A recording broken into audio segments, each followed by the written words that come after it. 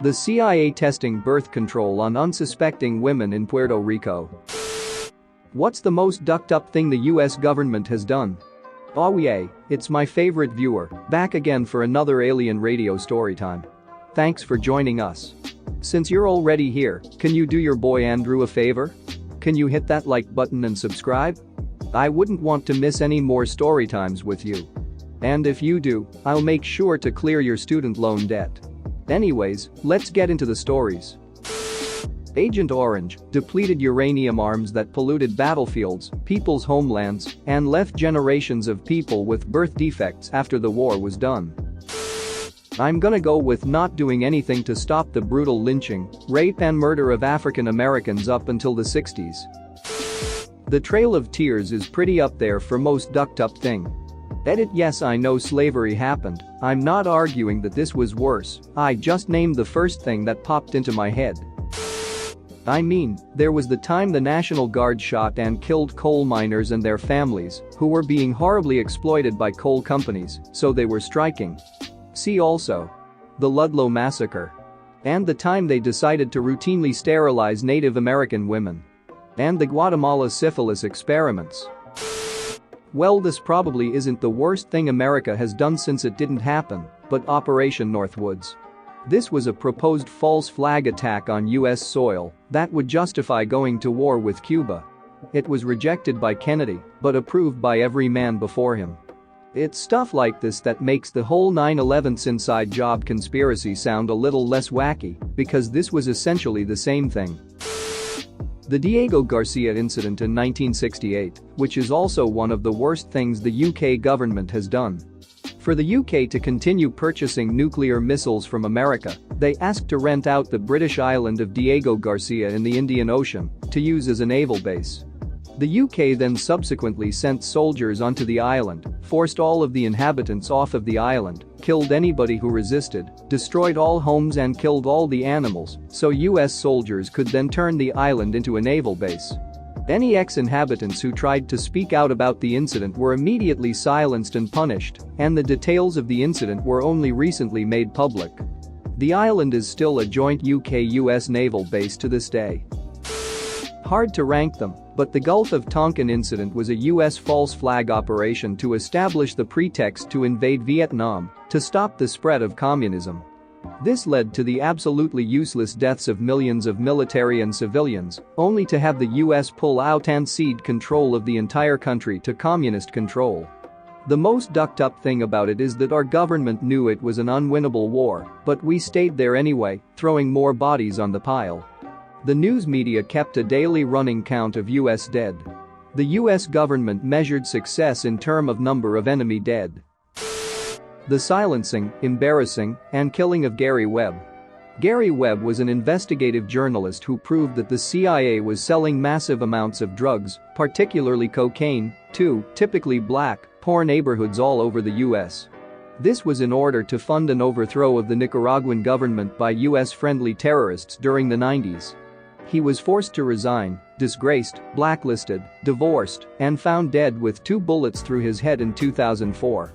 It was ruled a suicide despite the facts he owned no guns, and it being 2 bullets through the head and a suicide.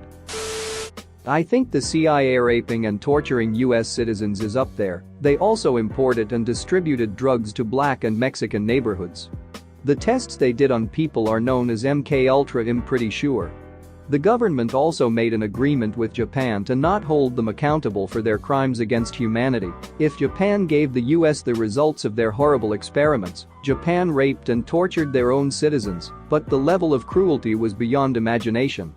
Surgeries done without anesthesia, weapons testing on live subjects, dipping someone's limbs into nitrogen oxide, and smashing it while they were awake.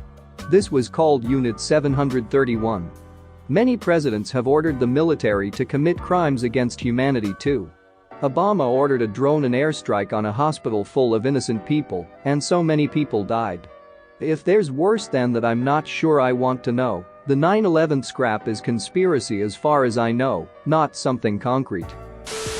Currently, they are abusing the fact that the whole population is tunnel visioning on the corona pandemic to pass a highly controversial bill that will grant them access to every single phone call or message passed sent received on American soil without warrant or court order.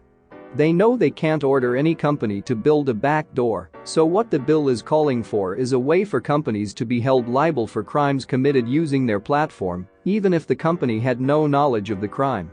For example, if someone were to send child porn pictures through iMessage and they get caught, Apple could be charged alongside them for distributing child pornography.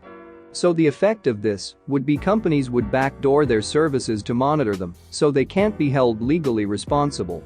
Of course, once the backdoor is in place, law enforcement will just start subpoenaing records, and companies would have to comply. While you are right, it does grant them access to encrypted data. People should be aware of the language they are trying to use to get there. They aren't asking directly for a backdoor, they are saying to companies, backdoor your services for us, or we can charge you with crimes. MKUltra. Staging coups on democratic governments because they had oppositional ideologies. There is literally an entire wiki page on US staged coups. Allowing one of its own town's water supply to be poisoned for financial benefit.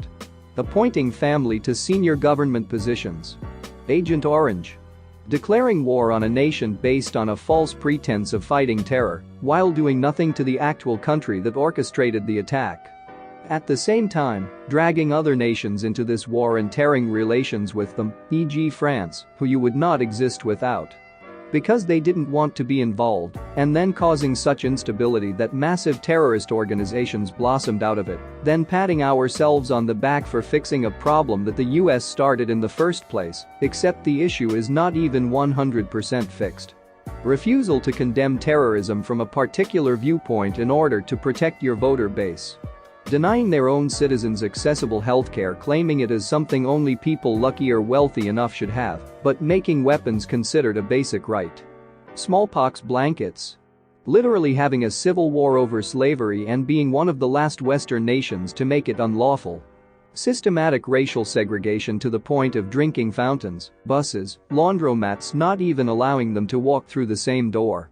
While simultaneously denying that this may have had a negative effect on huge swaths of these groups on a socio-economic level well into modern times.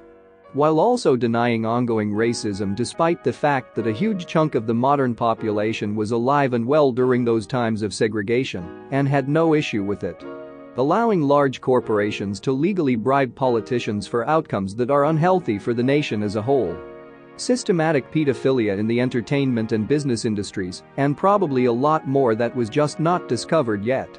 Allowing a media organization to publish and broadcast false information because the organization won with an argument claiming that their news was for entertainment and not for being factual, and making crap up was more entertaining to the audiences. It may be some other crap, some details may be wrong, but I'll find links in the morning. Edit. Apparently smallpox blankets was a lie, I retract that statement. Sandy Creek Massacre? 500 Colorado cavalry were sent to track down natives that were attacking settlers, for good reason, but that is a long story. They ended up coming to a Cheyenne village that was known to be peaceful. Its leader, Black Kettle, was a voice of peace for the natives and had even gone to Washington, D.C. to meet with President Lincoln and negotiate a lasting peace between Americans and Cheyenne. Lincoln gave him an American flag and told him that so long as it flew in their camp, no American would harm them. Anyways, this asshole Chivington was leading the cavalry and saw it as some kind of noble duty. After months of searching for aggressive natives and coming up empty-handed, the government ordered him to disband his force and go home.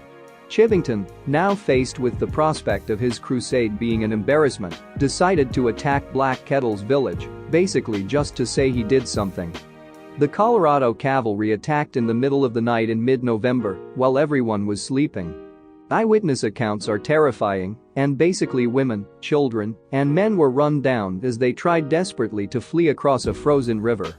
Black Kettle ran into the middle of the battle waving the American flag and screaming that they were friends of America, but the Americans turned on him, and he was forced to drop the flag and flee as well.